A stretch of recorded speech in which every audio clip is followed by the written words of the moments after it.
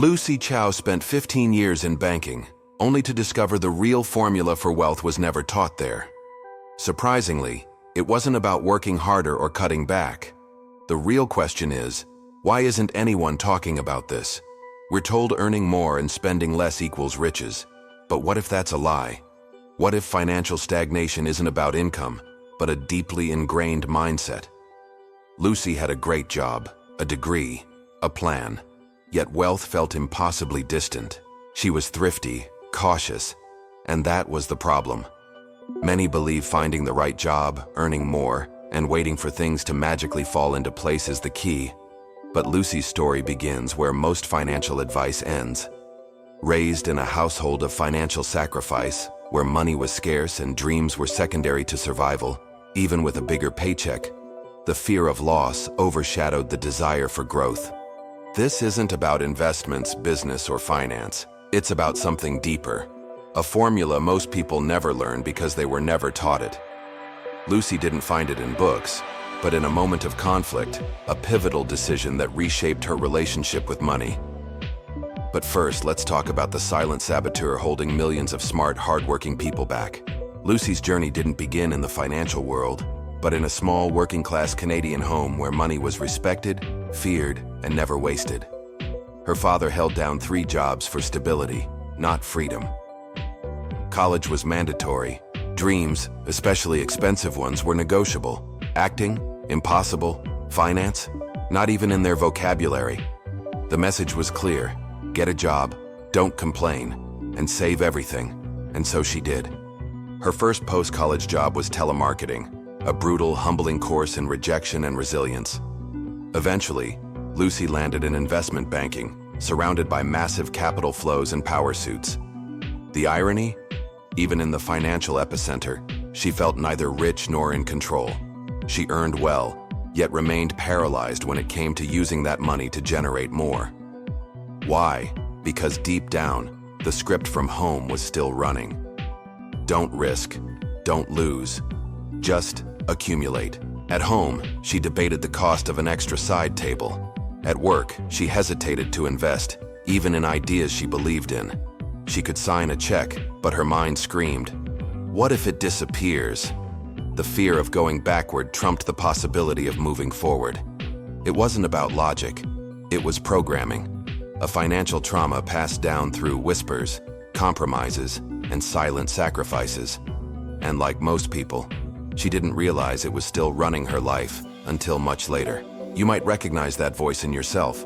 You may have forgone experiences, ignored opportunities, or delayed choices, not because they weren't smart, but because something inside whispered, you can't afford to lose. This is the invisible inheritance many of us carry, and Lucy carried it until she began to unlearn it. But to understand how, we need to expose the silent trap that snares almost everyone raised with caution. There's a trap that rewards you in the short term, earns you family praise, and even looks like financial maturity until you realize it's keeping you broke. It's called playing defense. Lucy did everything right. She diligently saved, avoided debt, and never splurged.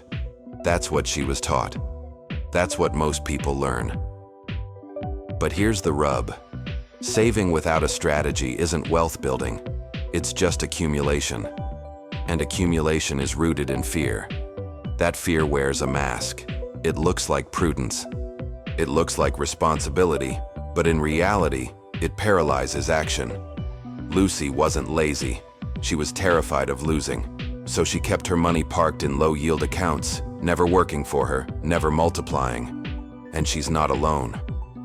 According to the Federal Reserve, over 50% of Americans don't invest in the stock market, and a large portion keep their savings in traditional bank accounts, earning less than inflation. Not because they don't know about investing, but because they've been conditioned to avoid risk at all costs. The irony? In a world where inflation silently erodes value, inaction becomes a form of loss. You think you're protecting your money, but you're letting it slowly, silently diminish. And the longer you wait, the wider the gap grows between those who took calculated risks and those who clung to false security. Lucy's wake-up call didn't come from a crisis, but from clarity. realizing that financial safety was costing her far more than any failed investment ever could. This is the part they don't teach in school. You can master spreadsheets, earn a six-figure salary, and still be broke, mentally and materially, if your default setting is always preserve, never deploy. Lucy wasn't failing. She was following an outdated script, and to break it, she needed a new principle. Not a trick, not a shortcut. A shift in how she viewed money itself. Money isn't just a tool, it's a mirror. It reflects what you believe about risk, control, and possibility. For Lucy, the real transformation didn't happen when she earned more. It began when she stopped treating money like a life raft and started treating it like a teammate. That shift, from accumulation to deployment, wasn't easy, but it changed everything. She started by challenging the story she grew up with. That saving equals security, investing equals gambling, and money should stay quiet, untouched, in case disaster strikes. The truth? Stagnant money rots. Inflation doesn't ask permission, it simply consumes. Lucy realized she needed to make her money move, not recklessly, but strategically. And that's when she discovered angel investing. Not through a corporate mandate, but through curiosity, through discomfort. Angel investing isn't just about picking startups. It's about trusting your ability to assess people and potential. Lucy didn't start big, she started small. She joined a women-led angel network where the average entry was just $5,000, enough to be meaningful, small enough to be possible. But more importantly, it reprogrammed how she saw capital, not as something to protect endlessly, but something to allocate, to activate. This is where the metaphor becomes clear. Saving is like keeping seeds in a jar, afraid to plant them. Investing is putting those seeds in the ground, knowing some won't grow, but the ones that do could feed generations. That's what Lucy started doing. With startups, with real estate, with global exposure. And it wasn't about chasing returns, it was about regaining control. She stopped fearing the unknown and started building relationships with it. This is where most people freeze. They think they need $1 million to start, or a finance degree, or some perfect market timing. Lucy had none of that. What she had was a willingness to be uncomfortable, and discomfort, when channeled, becomes leverage. Lucy wasn't the only one with potential. She had colleagues, same schools, same degrees, even higher salaries. But this is where the path diverged. One of them, let's call her Rachel, never made the shift. She kept her money tucked away in savings, avoided anything that smelled of risk, and believed that real investing was for people who already made it. From the outside, Rachel looked stable. No debt, decent job. But behind the numbers was a silent erosion. For years, Rachel told herself she'd invest later, after the promotion, after the house, after the next election cycle, but later kept moving. Meanwhile, inflation was doing its job. While Lucy made a $5,000 angel investment and doubled it in 3 years, Rachel's untouched savings lost almost 15% of their buying power in the same period. The difference? Not effort, just positioning. One took imperfect action, the other waited for certainty, and it gets heavier. While Lucy was learning how capital flows, Rachel was learning how to stay busy. Meetings, deadlines, goals that never moved her forward. She worked hard, harder than most. But effort without leverage is exhaustion. Lucy, on the other hand, began building a portfolio where one win could change her trajectory. The difference? Not genius, not luck, just a willingness to redefine what safe really means. Here's the part most people miss, but it might be the most important. Lucy didn't stop being cautious. She simply became intentional. She didn't invest in every shiny idea. She chose founders she believed in. She bet small to learn fast. And slowly, her mindset shifted from, I need to protect everything, to, I need to position something. That's what Rachel never did. She waited for clarity before acting. Lucy acted, and that created her clarity. But there's a deeper layer here, something that shaped them both, but only one broke free. It has nothing to do with bank accounts or job titles. It's older than that, more hidden, and more dangerous. I'll come back to that shortly. First, let's talk about the environments we choose and how they silently sculpt what we believe we deserve. Lucy didn't just change how she used her money, she changed where she lived, and that made all the difference. Most people underestimate this. They think mindset is built internally, but environment shapes what feels normal, what feels possible, and what feels unreachable. Lucy moved from Canada, a country with high taxes and cultural restraint around ambition, to Hong Kong and later Dubai, places where the rules of money, opportunity, and growth played a completely different game. But there's something else about these places, and it's not just the tax rates. I'll get there. In Dubai, wealth wasn't a fantasy. It was infrastructure. It was a vision you could walk through, a skyline built from sand in just 3 decades. In a place like that, people don't just work, they build. The government doesn't just react, it sets the tone, then watches entrepreneurs align with it. Lucy found herself surrounded by people who weren't asking, "Can I afford this?" They were asking, "How can I multiply this?" The contrast was jarring and liberating. In Vancouver, banking meant managing deposits and mortgages. In Dubai, it meant venture capital, sovereign funds, angel syndicates. The same word, money, carried a completely different energy, not because Lucy got smarter, not because the system was easier, but because she'd entered a context that demanded bigger thinking. This shift didn't make her better, it made her bolder. But there was still one thing she hadn't confronted, a belief buried deep beneath all the strategy. Here's the loop I promised. Environments can propel you, but if you carry the wrong blueprint inside, even the most abundant place will feel like a trap. Lucy's final transformation didn't come from geography. It came from confronting the silent contract she'd signed as a child. The idea that wanting more was dangerous, selfish, or unrealistic. That mindset doesn't dissolve with success. It hides inside it, until something forces you to look closer. And that's what we need to unpack now. Because chances are, you're still living by a rulebook you never agreed to. Lucy's wealth didn't begin with a better salary. It began the day she questioned the blueprint she didn't even know she was following. That's the part most people skip. They chase strategies, tactics, side hustles, but never stop to ask, whose beliefs am I living by? And here's the truth. We all inherit scripts, some noble, some protective, but most of them outdated. And one of them almost cost Lucy everything. I'll show you what it was in a moment.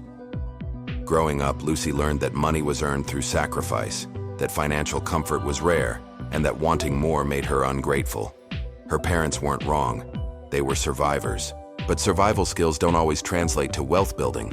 In fact, they often do the opposite. They create patterns of guilt, hesitation, and fear, masked as humility. This doesn't just affect how you spend. It shapes how you negotiate, how you invest, how you see your own worth.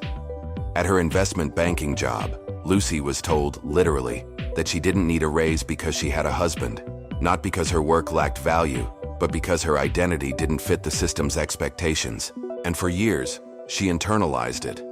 Didn't rebel, didn't question, until she started seeing the pattern repeat, not just in herself, but in other women, other immigrants, other quiet high achievers who were always told to be grateful, not assertive. But there's something more insidious. The voice that holds you back doesn't always sound like criticism. Sometimes it sounds like reason. It says, be careful, don't be greedy. What if it doesn't work? It wears a suit and uses numbers, but behind it is a child who watched her parents stretch every penny and vowed never to waste. Breaking that voice doesn't mean ignoring your past, it means honoring it, and then choosing a different future. This is where the shift happens. Lucy started documenting her value, not just for performance reviews, but for herself. She tracked her contributions, her instincts, her judgment. And with that clarity, she stopped asking permission. She entered negotiations with data, not emotions. And when that didn't work, she changed rooms entirely. But there's a deeper strategy she used to accelerate her growth, and it's one you can apply today, before the day is over. I'll show you how in a moment. It's tempting to think that change requires a course, a mentor, or a major life event. But Lucy's transformation didn't begin in a boardroom or a bank. It began the day she chose to act without certainty. And that's something you can do now, today. Not next month, not when you're ready. But there's a catch. I'll get there shortly. First, take inventory. Not of your net worth, but of your financial reflexes. Do you flinch at investing more than $500? Do you feel a subtle guilt when you earn more than your parents ever did? Do you tend to cut expenses instead of growing income? These reflexes aren't random. They're echoes. Until you see them, they own you. So start here. Write down 3 beliefs about money you absorbed growing up that no longer serve you. Don't filter. Just name them. Then, identify one asset class you've avoided. Not because it's wrong for you, but because you don't yet understand it. It could be angel investing, index funds, real estate, or even your own skills. Pick one. Learn about it for 30 minutes today. Not to master it, but to confront the fog. Action kills fear, but only if you move before fear wins. That's the real challenge. And here's the part nobody talks about. Wealth is social. You can't outrun your environment unless you disrupt it. Find one person, online or offline, who's already doing what you want to do. Send a message. Leave a comment. Ask a question, not to network, but to reconnect your mirror. Because until you change who you think you can be, every dollar will feel like borrowed time. But here's that catch I mentioned earlier. You can do all this, feel a spark, and still revert to comfort tomorrow, unless you anchor it. So here's your anchor. Commit publicly. Comment one thing below this video that you will do in the next 24 hours. Not because I asked, but because your silence is expensive, and your action, especially the small, strange, quiet kind, might be the moment everything starts to shift. You've come this far, but we're not done yet. There's one last piece that ties Lucy's entire story together and reveals why this isn't just about money. It's about identity. And that's how we end.